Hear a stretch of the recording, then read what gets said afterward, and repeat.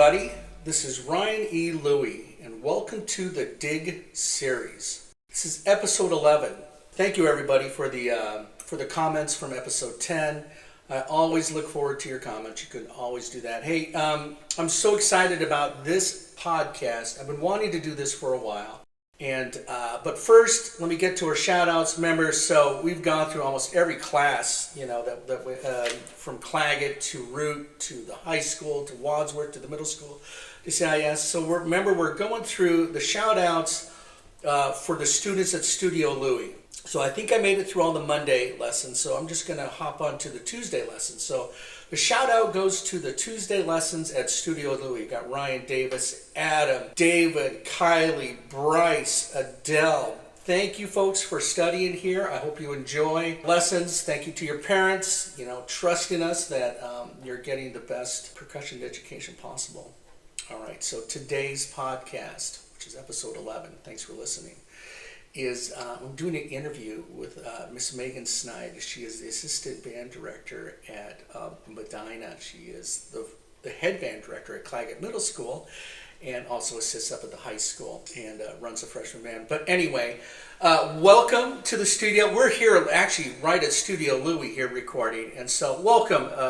Can I just call you Megan? Is that okay? Yeah, that's fine. Excellent, man. Welcome to the studio. This is your first time here, isn't it? Yeah. Mm-hmm. Yeah. All right, so what do you think? What do you think of the studio? It's amazing. Like, I wish I could just have a room that was this big with all of these instruments that I could have fun just, playing and getting able to practice on. It's pretty amazing. Yeah, and I tell you what, just being able to be in a space like this, man, it's pretty healthy. Oh, yeah. I don't know, it's kind of clean. Man, it's so important, though, to, have your own musical space, though. Or artistic space, let's put it that way. Like, being a person that's not just music-oriented.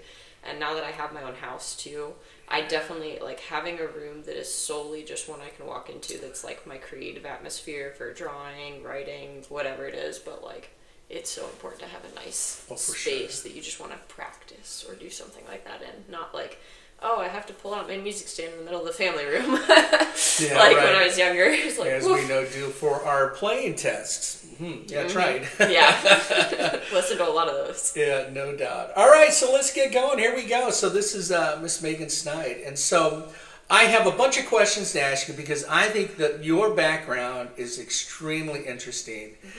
And as it turns out, from being Ohio State, where you went to high school, and so I'm just gonna point fire a whole bunch of questions, ask you, and see what we can get through, and it should be a really, really nice time. So, okay, I'm gonna ask what is your primary instrument that you play? Primary instrument was oboe, and I started on oboe. There was no switch like we do here in Medina. I truly, in 5th grade, got tested for an instrument. I tried flute and clarinet, and oboe was the last one. They would, but whoever was trying me out, I think they brought in some sort of music instrument shop at the time, and they would have people kind of try you out individually. And they wouldn't let me try oboe because they knew it was hard, and so I tried flute and I tried clarinet. I could not get a sound on clarinet.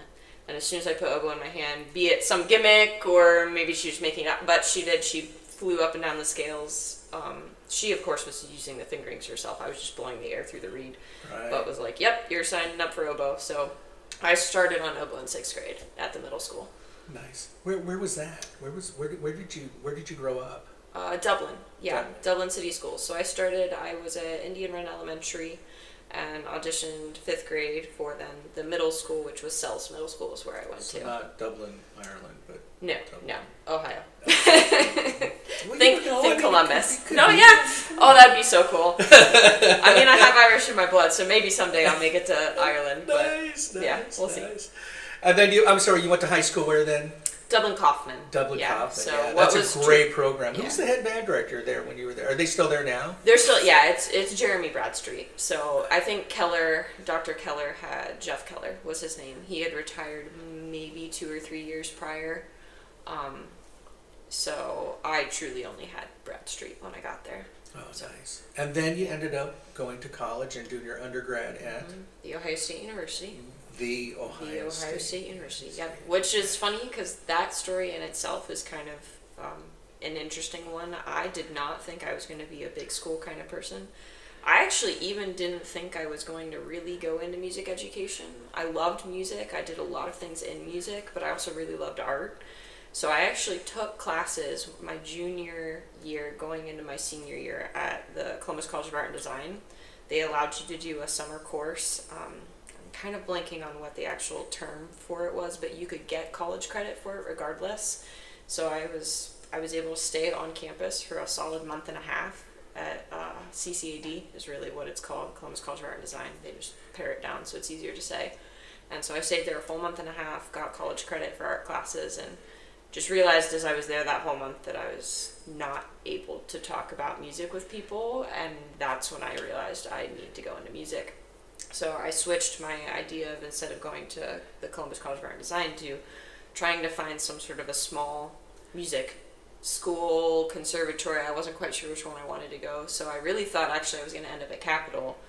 But when I went for the auditions, I did not like the professor there at the time, and I think they had just switched professors too. He wasn't even in the audition with me. It was only the woodwind faculty, like flute, bassoon, clarinet. That was it.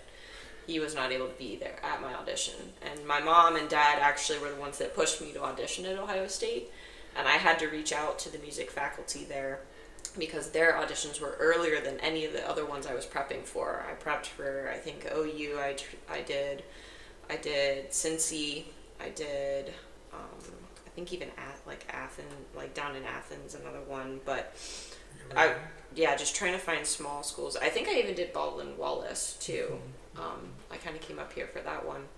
Right. But so I had to reach out in advance because that audition, the last audition they had, I think was in February, that would have been, ironically, my first audition out of the other schools I wanted to audition for. So it turned out to be probably, and I really am intrigued by your approach to auditioning. Mm-hmm. As we Medina, we send a lot of kids out auditioning in different places. Mm-hmm. In the studio, my magic number is 5. We really try and go to 5 institutions. Some of the past interviews that I've had, James, if you remember, the drummer for Moon Hooch, he auditioned at 5. That's what I had him do. Mm-hmm. But that was like Juilliard, Manhattan, Eastman. Oh, yeah. No, but I mean, at any rate, That's regardless. Awesome. But I mean, I just sent one out, and she auditioned for 4, and she's got Bowling Green tomorrow. Mm-hmm. But she got accepted to Akron, she got accepted to BW. Just, nice, yeah. At any rate. So, I mean, so you had about 5. Mm-hmm. Just about, yeah. Yeah. Did you know that when you were auditioning, were you really headed towards music education, or were you thinking about being a performance, or just a music major? I would say that I knew pretty immediately that as soon as I wasn't doing art, I was going to do education in some way, shape, or form. Nice. I'd always been a little bit of a leader when I was younger too, even going through high school, and I know we haven't gotten to my high school experiences, but that was a bunch of leadership roles for me that I knew I loved, helping other people do things. And for me, having to, in starting on oboe, then switch instruments so many different times, I had to learn so many different instruments, and so I actually really enjoyed learning lots of different instruments, not just necessarily mastering one. Because I'll be honest, if I got to choose my instrument I could have majored in, I probably would not have chosen oboe. I probably would have done English horn. That's really my favorite instrument to play. I like oboe, but there's so many finicky things about it that on English horn you don't necessarily have, and it's just a beautiful instrument. So, but you can't do that. You got to major in oboe, and inadvertently sometimes you get to play English horn. So yeah, for the 15 chances in the I know, orchestra, right? But let me tell you, right, when you hear a great English horn player, it is a beautiful, beautiful sound, no doubt. Mm-hmm. Well, speaking of which, and so if oboe was is your primary instrument, mm-hmm. and now you're well versed on many instruments, yeah. Right? But anyway, it's in high school. What you didn't march oboe, so what did you end up marching? I ended up marching French horn for a year, so it was mellophone. Was really what it was. Mm-hmm. And for our program, if you wanted to be in the band program, you had to do marching band. There was no option. So if I knew I was going to continue on playing oboe, which I loved doing, I was going to have to learn another instrument. Being taught as many places as I've taught, and you've been to, we know most programs mm-hmm. are that way. So yep. I think Medina is a very interesting program. It is. where you don't have you You can don't just have do to. concert season only, and and our numbers stay always pretty High. good. Yeah. Pretty good as we go out, and we also know that it's not only about marching band either, right? I mean, and so marching mellophone at the high school, and then still having oboe as your primary instrument. You went to audition at Capitol, you went to audition at OU, and then Ohio State, and then you finally made. What attracted you to Ohio State then? To be fair, like I said, it was really just my parents. They were like, how can you not audition for the one worldly known school that exists literally 20 minutes down the street? Sure. So it was just, this would be a stupid decision not to attempt trying to go to a state school like this. Okay. And I think I just didn't have it in my head that the School of Music was as small as it was. I know we always joked that when I was in college, we called it Hughes High. Hughes being the School of Music's building, really right across from Weigel, the auditorium itself, which is now completely redone, of course, but the one that was on the oval was called Hughes, and so we always joked it was Hughes High because you even had lockers like you would in high school. So it was a very small community of musicians that were there. Nice. And so now we get to talk about the Ohio State, and one of the cool things that I think you've done, and you certainly helped me out here, here in Medina, is you wanted to play in the marching band, right? And then, so your options were to do what in the marching band as an oboe player? To try and pick up mellophone again. Right. Because that's where I guess we sort of skipped. I only did mellophone in high school for 1 year. Oh, I see. And then I had the option to be a field commander. So that was, I did. I was were the they first. Called field commanders? They were called field commanders, yeah. Okay. We weren't drum majors because that's normally using the mace. So I never learned how to twirl a mace. So that's where that was not an option to me when I got to Ohio State because I did not know how to do that. Right. I'm sorry to interrupt. Did you know Barry Kopetz? Yes. Right, so he told me, right? He was a director of bands at the University of Utah at the time, right? And he would tell us stories about his back was ruined. Oh, yeah. Because he had those for, our Ohio State loyal Tibidal fans. The drum major has to bend all the way back to get that tip of the hat. He said it ruined his back. Oh, I could imagine. And he was director of bands at Capitol, at a certain time. Right? Yes. And so anyway, sorry, I hate to sidetrack from that, but I just thought it was interesting. So drum major was not an option. So then it was trying to pick up mellophone, so I did. They have things called summer sessions. So these are basically to prepare you for auditions, which auditions are over the span of 4 days. 2 of the days are called candidate days. So if you have not been in the marching band at all, you have to attend candidate days, which is basically like boot camp for those that literally never came to a summer session, but you would be very dumb to just show up to candidate days. You would be annihilated if you did not just at least inherently know some of the traditions of the step style and things like the commands already before walking in. So that's where I attended summer sessions, since, like I said, it was like 20 minutes to get there. Those were Mondays and Wednesdays, I want to say, or either Tuesdays and Thursdays. I kind of forget because percussion practiced in addition to those days. So it kind of became a blur for me. I was just always going down to the stadium to practice. Right. But I was beating myself up trying to do flashes, which, if you don't know what that is, essentially it's where your horn is supposed to come up and come back down quickly as you're doing some sort of a flank or a turn.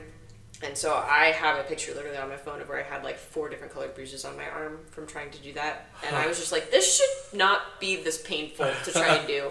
So I actually had a friend who was on the drumline at the time who went to Kaufman. I was not personally friends with her when she was in high school with me, but she was like, hey, I know the cymbal squad leader. She was bass drum at the time.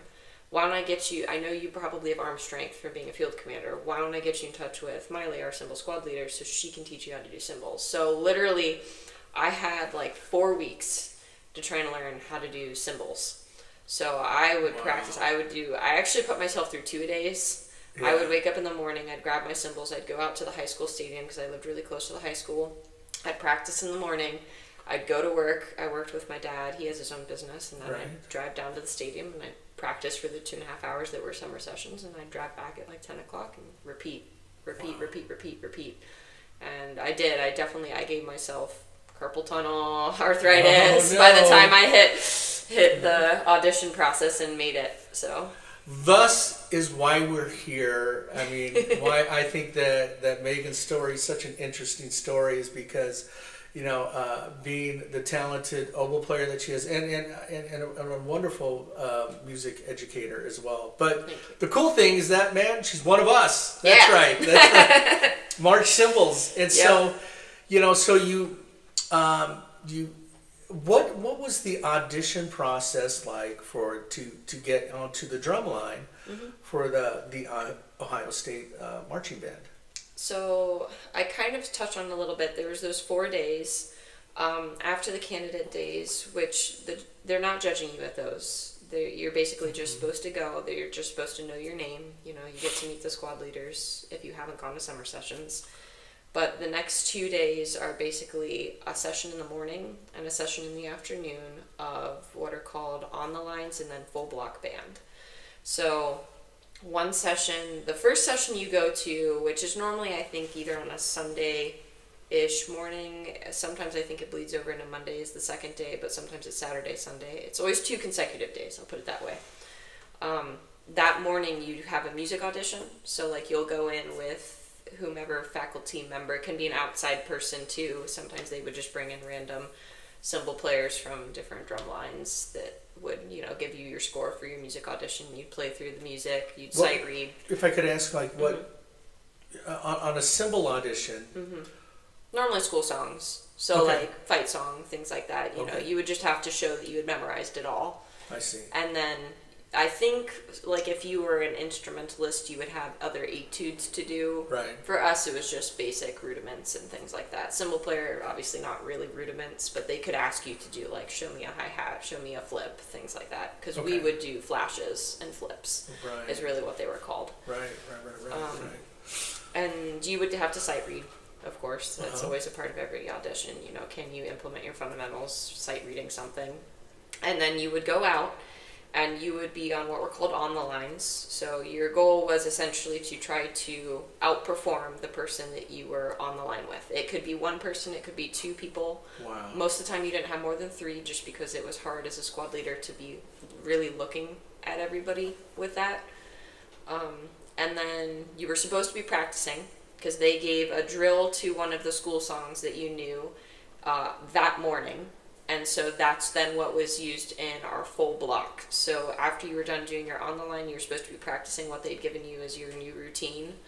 And we would go down to the field. If we were on the parking lot or something like that, we would all go down to the practice field, and you'd have your session of full band where they would make you do like across the fields and things like that. Wow. So that would also be where they were judging you as a like comparatively against everybody else that was in the line. So you marched how many years? I marched all 4. All 4 years. All 4. And then how many cymbal players were there that you marched with at your freshman year, or is it always the same number? So it traditionally is always the same number, but I was a part of kind of that transitional 4 years that was like John Waters being fired and then getting a new percussion instructor. So when Mark Reynolds came on, backtracking, when I started there were 5, but one was a complete alternate. Okay. One would not march at all. Right. So when I first made it, I made it as not the alternate. I made it as the spot was J12, Right. the end of the kind of like tenors, bass drum, and cymbal line. I-row was snare drums, completely snare drum. So that was what consisted of the percussion line. But when Mark Reynolds came on my 3rd year, we upped it to 6. 6. Yes, so 5 would march during at least the halftime performance. There was always 4 during pregame. They never changed pregame block. But he changed it so there were 5 cymbal players during halftime performances. So we took a 6th, which was the alternate. Nice. So yeah, my third and 4th year, there were 6 cymbal players. And I think there traditionally now have always been 6. Right. He hasn't changed it again.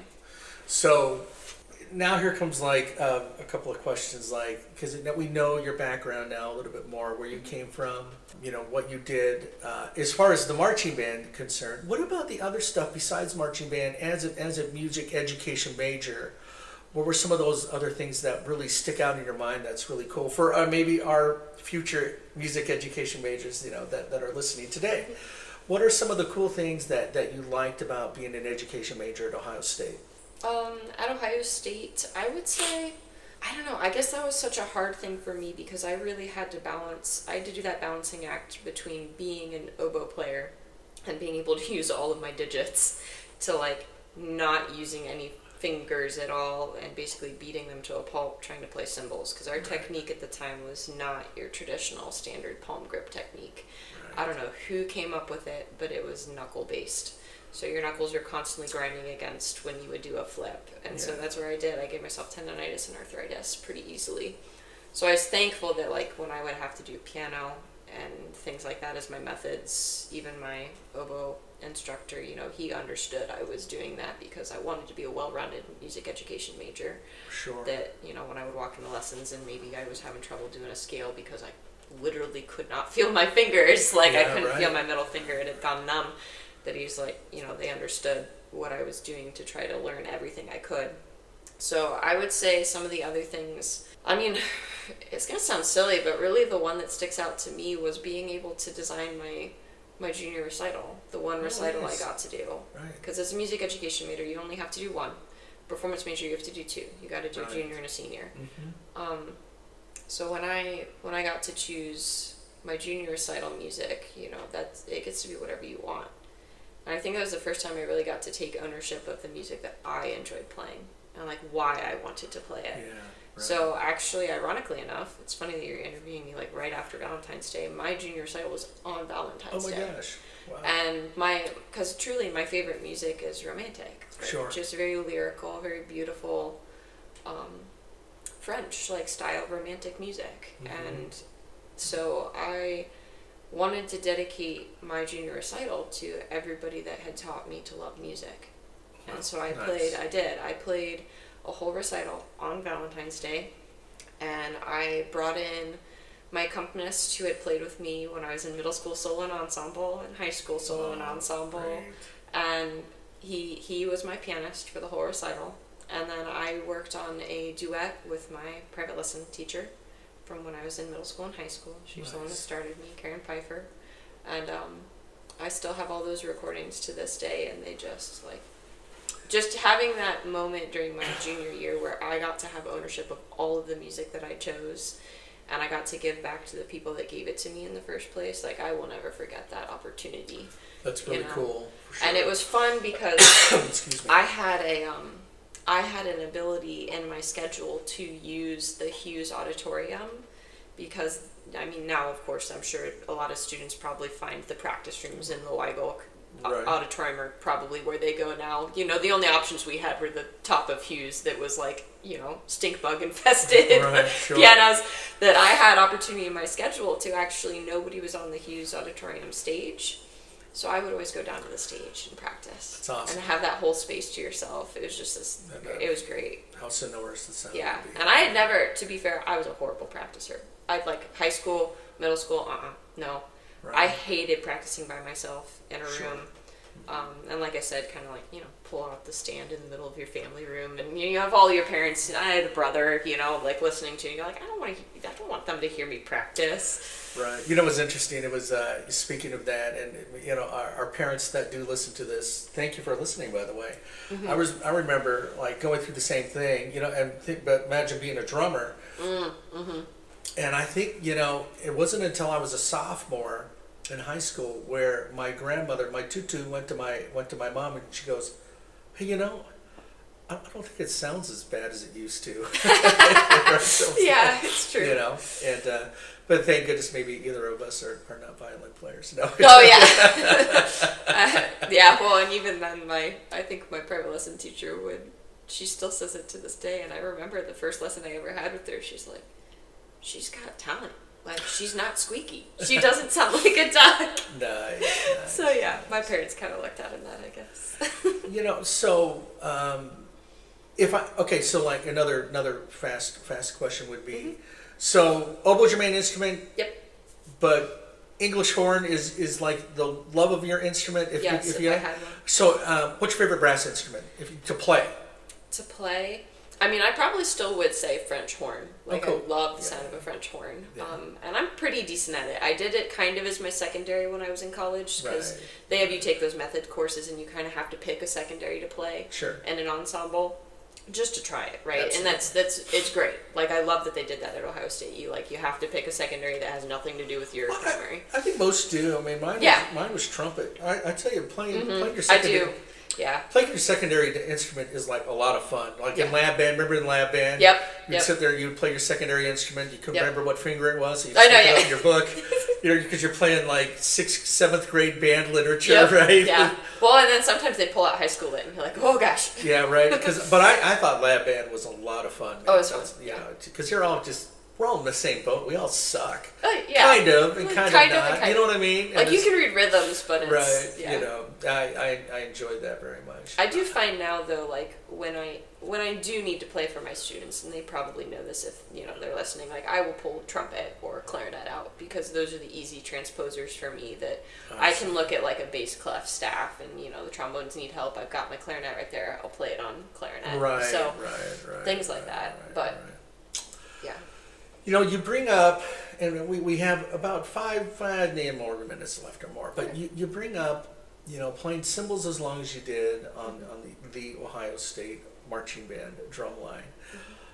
And tendonitis, carpal tunnel. So I know you're a big believer in health and wellness. Yeah, absolutely. And a big one. And I mean, I think that if you're not in the profession and you don't think about health and wellness, about those things, especially being a percussionist or anything, Yes. and because now we're really talking about repetitive stress syndrome. Yep. Yeah. So like, do you think some advice you could give to young people about trying to keep their bodies healthy, their minds healthy, their limbs healthy? What do you think would be some of those things that you could tell us today? Oh my gosh, I'm so glad you've asked that question, because it is like so important, and that's something I've found that in going through the process, right? Being a middle schooler, being a high schooler, being in college, and as a musician throughout all of it, that it is so inherent in what we do, and yet we aren't taught it at all. Yeah. So, just quick things off the bat. I mean, I don't think any of us take into account how important nutrition is. It's kind of that idiom that food can either be your fuel or your poison. And I don't think many of us realize how important that does play into your mental capacity, your physical capabilities. So I, just ballpark, just be cognizant of what you're putting in your body. Just understand, like, be aware of, okay, I ate that. Do I feel good after it? I do, by the way. I was after a donut. Thank you. But to her point, well, and there's she's correct. like She's 100% correct. Yes, there are moments where yes, some foods it is like just a craving. So you need that, and it mentally gives you kind of that pleasure. But afterwards, like, be aware of how you feel afterwards. Like, is it momentary or is it long lasting? Just like Taco Bell, we all know. No, yeah, good for any situation. But until after. But yeah, just being more aware of what you're putting your body through, both through what you're eating and then physically what you're doing. I think I actually don't really practice yoga, but I do stretching on my own. Understanding how our bodies function just in space in general is really important. Well, you're a very avid workout person, Yeah. right? Where you how often do you work out? Like 5 to 6 days out of the week. 5 or 6 days out. You have a day off? Do you always take a day off? Or is I that- at least try to get one, good rest day in where I'm not attempting to do cardio or anything. Right. So, but even then, like, beside that point, because our lives as musicians normally are active enough, but I think that's where sometimes we neglect to understand that in being musicians, we are athletes. Our bodies are inherent in how we're performing and how we need to do things, and especially in percussion. I definitely figured that out when I was in marching band, right? All of us kind of see marching band, and it was always that thing that sports are different from marching band, but it's a sport. Sure, like marching band is absolutely. a sport. You bet. You have to treat yourself like an athlete. And, athletes are the ones that are getting all of the education on, nutrition. They have somebody that's looking out for them. They have a personal trainer. But as a musician, we don't. We have to seek it out. So, Yeah, Absolutely. that's something I'm actually working on in my master's now at Capitol, and Excellent. I'm in my last year. So here's Last hoping I year. can put together. It's a goal to put together a book, really, for educators and hopefully even students. Just to Educators have- in general, or music educators only? Music educators, Music educators. yeah, That's gearing fantastic. towards music, Yeah, gearing it's towards totally music, cool. because we just don't get it, and we need it. Right. Yeah, absolutely. You know, I think a lot of conservatories, a lot of colleges, if they're not talking about more ergonomic ways to practice, more, and they are though, and health and wellness is becoming a bigger part of any institution. I know that, you know, whether we all learned about the Alexander technique or, you know, and just using gravity, you know, but it was mostly for repetitive stress syndrome stuff. Oh yeah. And as percussionists, I mean, like, we know, you know, and my students, and we all know this, like, my biggest fear of carpal tunnel tendonitis, you know, and we talk about it in the studio. You know, we're stretching and we're working and making sure that, you know, as I know, I mean, we try and train just like an athlete. I mean, there's no doubt about it, you Yeah. know, and so. Well, it's shifting that mindset, you know, because I think most of us wouldn't see it that way. You see a musician as, oh, I'm a musician. Like, I play my instrument. And you're like, well, but what does that actually require? And yes, that requires you bodily and mentally to be able to lock in every time you go to perform, right? For sure. So, and I'm sure you love that because you're the big performer and like you understand that like mind to body connection that has to happen. Absolutely. And so you have to have the ability to control your body in all aspects, and that starts, you know, personally, as I've come to learn with nutrition and you know, understand what you're putting into it, what you're putting it through, and how that equates in your whole sum of who you want to be. Right. Excellent. Well, this has been a real treat. I cannot thank you much. Can't thank you enough for coming out, spending time out here in the studio, and Very cozy. yeah, very nice, and letting me interview you. I know all the students are looking forward to it as I had prepped them for it. So anyway, thank you so much, Miss Megan Snide, for being on the Digg series. You know what? This was great. So thank you again so much. And all right. All right, so this was episode 11. I hope you enjoyed it. Miss Megan Snide, we thank you very much.